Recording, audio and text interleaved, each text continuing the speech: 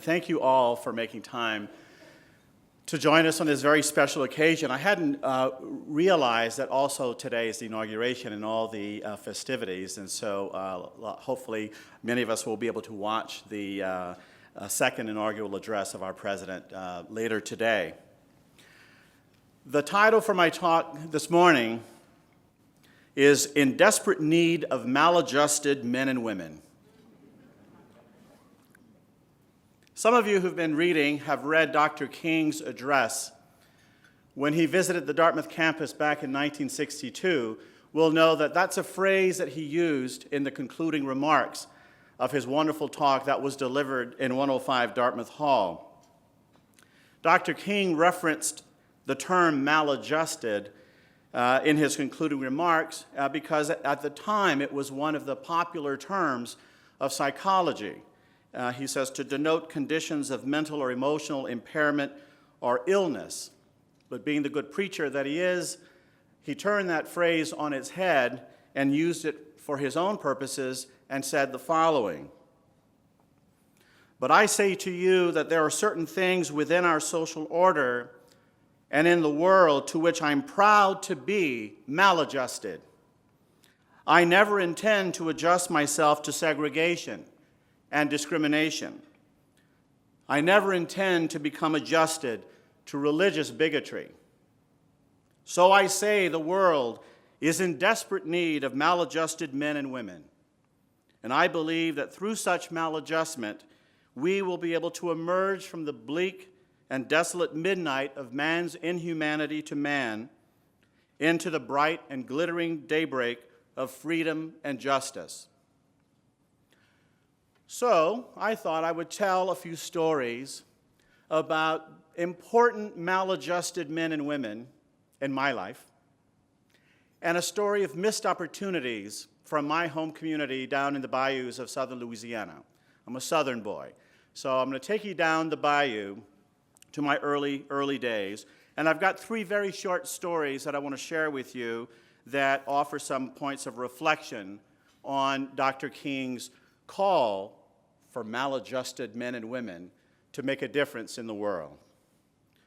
The first story I call "The Priest, the Penitent, and Sacramental Blackmail." These are not easy stories.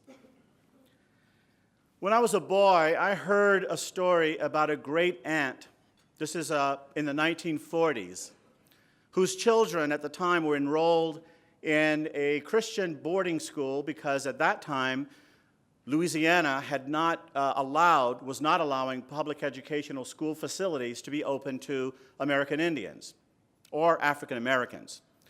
There was a school for black kids in my parish or county, but Indians couldn't go to that one either. So we were shut out of the public school system.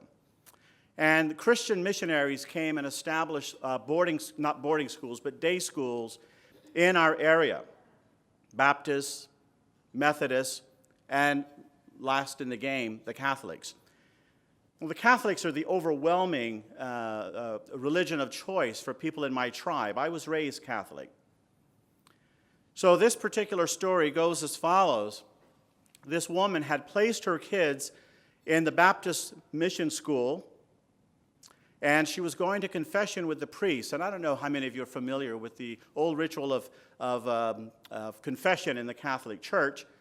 But she's in one little box, and the priest is in the second box, and there's a little door, a little window through an opaque screen through which they communicate.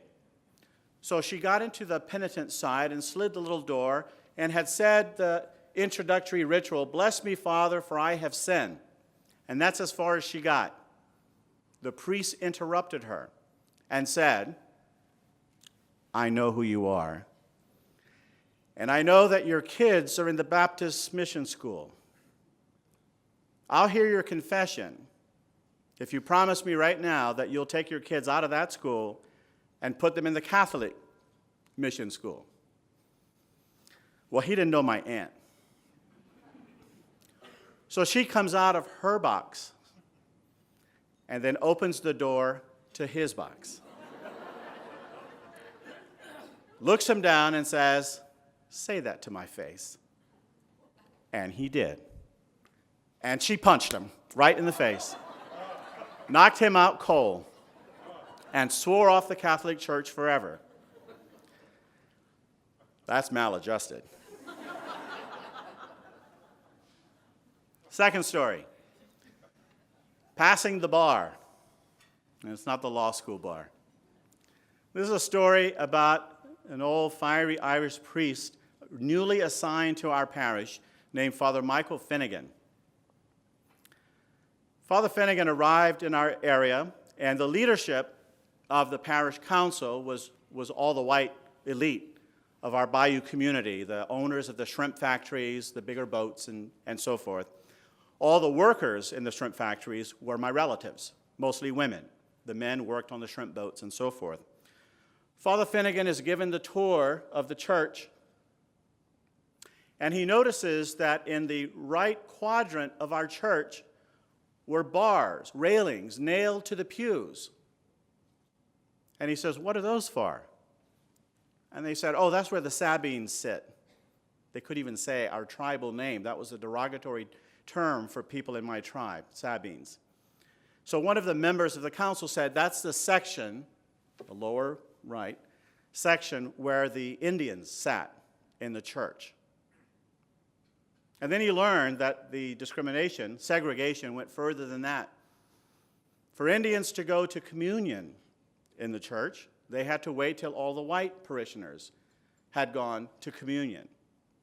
If an Indian parishioner had the audacity to go in front of a white person, they had to leave the aisle, stand aside, let the white parishioner receive communion, and then step back in. It was not unknown that the priest would withhold the host, knowing, if they were more visibly native than I am, to step aside and wait till all the white communicants had come. Father Finnegan was appalled. First act of business was he physically grabbed a hammer and took off the rails, loaded them in his station wagon, and drove them to the Archbishop's house in New Orleans. And he told the head of the church council, if any parishioner, what he meant was any white parishioner, but any parishioner who asks where the railings are, I'm going to tell them, and he told this to the bishop, go see the bishop, because this kind of segregation, he says, is not part of God's plan. This is not the way it's supposed to work. That's maladjusted. Last story. It's a story mostly about missed opportunities. My first major hurricane that I can remember was 1965, Hurricane Betsy. I was about 7 years old or so. I'm now 29. Time flies. So as a young boy, and Hurricane Betsy is the first storm that I can remember of my youth, because I think I was old enough to appreciate what a devastating storm it was, because it was a direct hit in our community. It left devastating damages all over the place. We were away for several days. The water had to recede. It was several days before we were able to come back to our homes to assess the damage. And I remember as a boy driving back with our relatives. We didn't have a car, so we had to wait till a relative could drive us back to our homes. And I remember watching, as we drove along, seeing all of the debris strewn along the highway as we made our way to our house. We literally lived at the end of the road. There were two roads in my community, on either side of the bayou, and all directions, as I grew up as a boy, were up the bayou, down the bayou, or across the bayou. That was it. When I went to Dartmouth, people would ask my grandpa, "Where's Bruce?" "He's up the bayou." When I did an LSA in France, "Where's Bruce now?" "He's across the bayou." So as we're driving down the road, I'm looking at all this debris, carpeting, furniture, appliances, everything, and from everyone's house. And I remember having this perverse sense of not joy, but satisfaction of looking around and saying, God doesn't discriminate. Nature is an equal opportunity destroyer.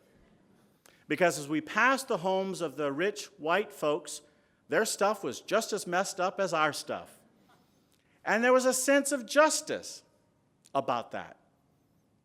Years later, when Lauren and others, but after Lauren's time, I used this example as part of our orientation exercise, or part of an exercise in the first week of our law students, where we would ask them to meditate on their first encounter with justice. Write 2 or 3 sentences where you could answer the question, what was your first encounter with justice? And that led to some interesting speculation and thoughts. And then I would share this story and say, that was my first encounter with justice.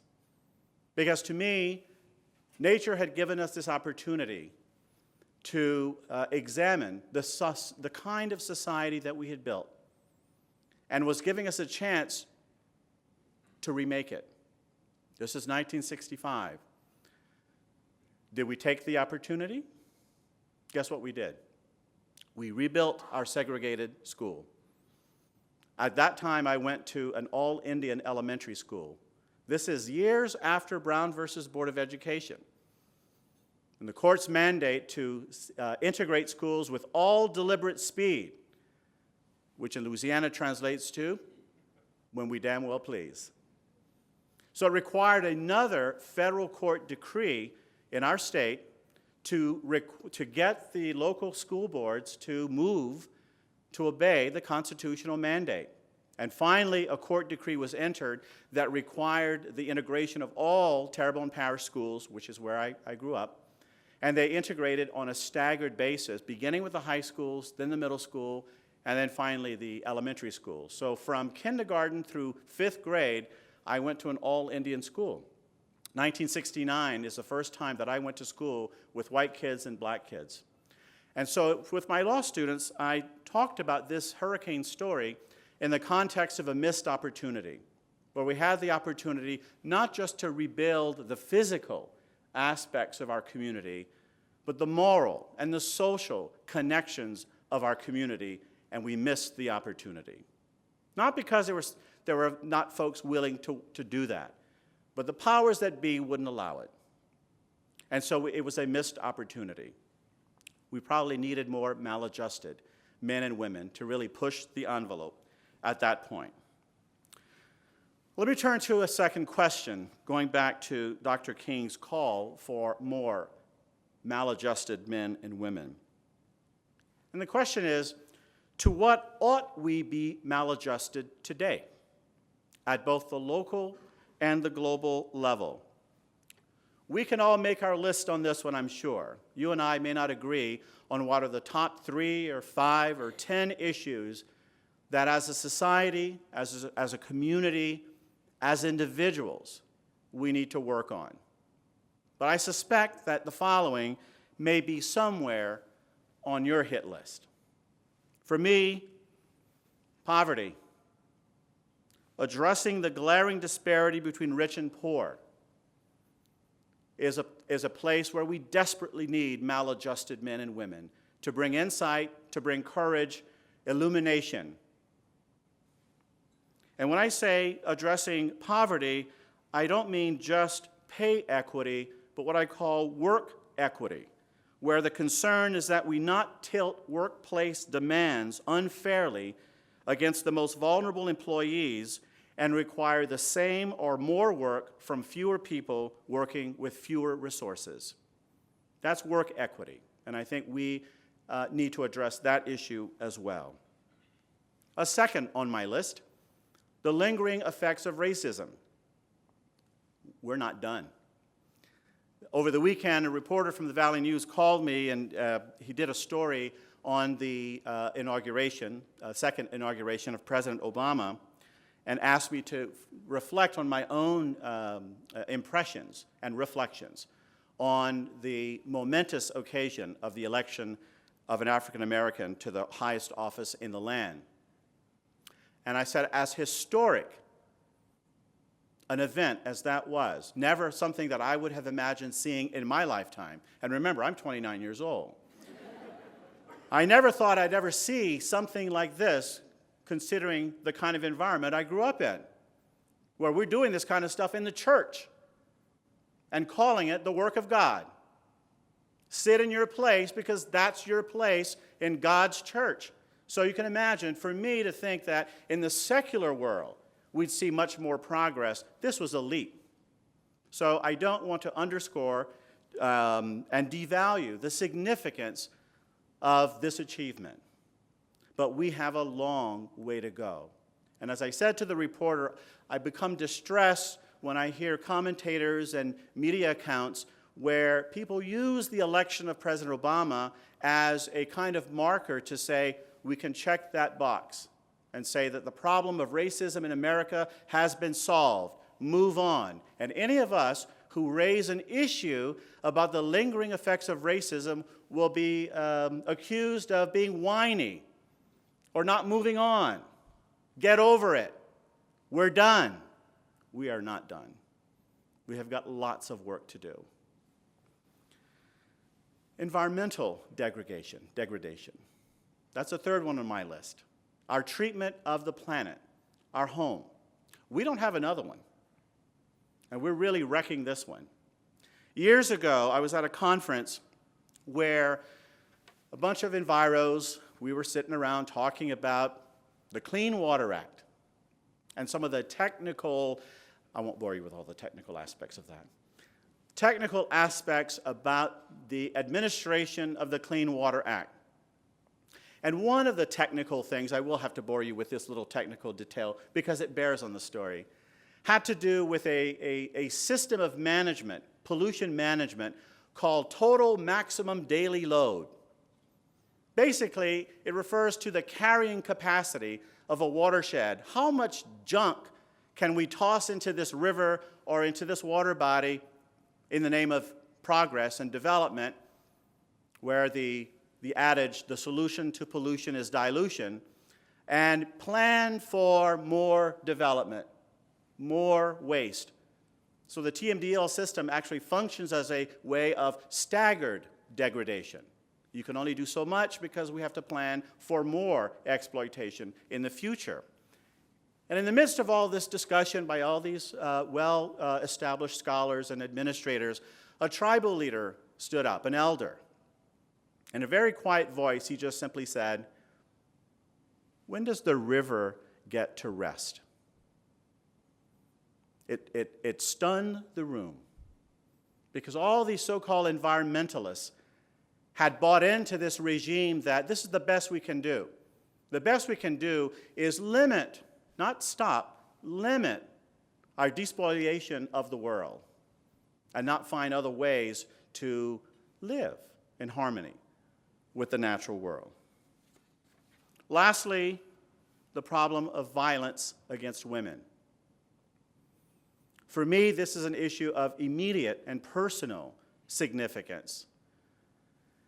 We all know that there's legislation pending in the Congress to reauthorize the Violence Against Women Act. It's held up because of concerns on a number of fronts, including provisions that would allow Indian tribes greater authority to handle and deal with the problem of sexual violence in Indian country, where Native American women have the highest rates of rape, sexual assault in the country. And the governments closest to the problem, according to the U.S. Supreme Court, do not have jurisdiction to prosecute the offenders, the vast majority of whom are non-Indians.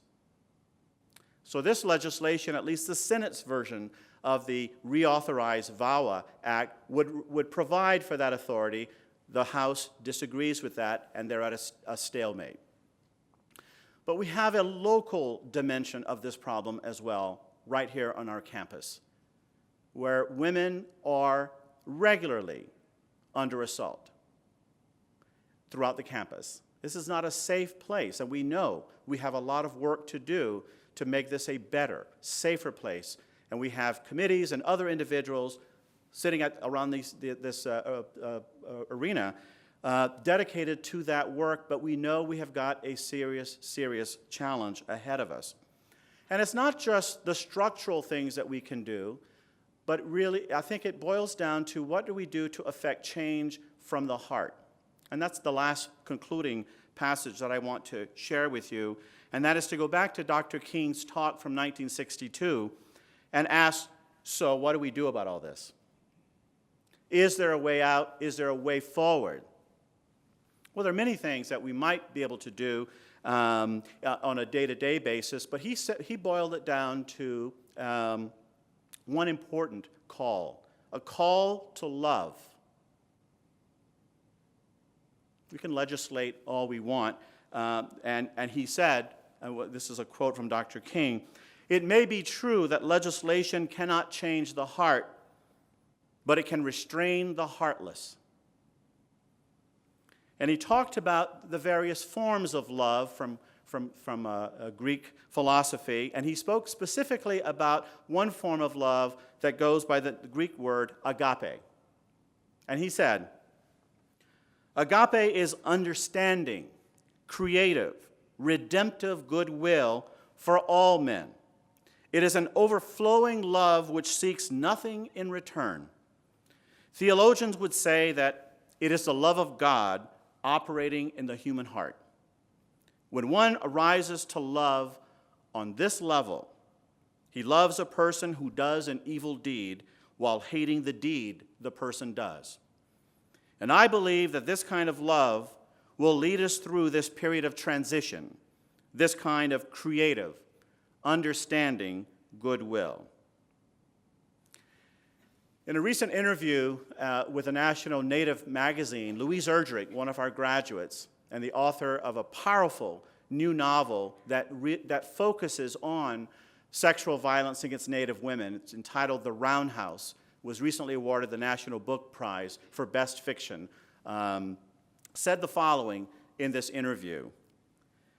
She said, "We small humans have only two great things about us, not our weapons, nor our puny rituals, not our awesome ability to emit CO2, but our abilities to think toward wisdom and to express love." So the challenge, I think, to us is not only to embrace love, but to put it into practice. To be, as Cornel West, Dr. West once said, to be thermostats and not thermometers. Agents of change. He says a thermostat is something that changes the environment around it. Thermometers merely reflect it back. So, be a thermostat. Embrace love. How do you do it? Never underestimate, as my mom would always say, the power of a smile, the power of a hug, the power of a touch. You see someone having a rough day, extend a hand. That's how you build community. That's how we build neighborhoods. That's how we build and show love. It may not be common for academic leaders, politicians, to talk about love, but I think we should. Thank you very much, and I wish you the very best.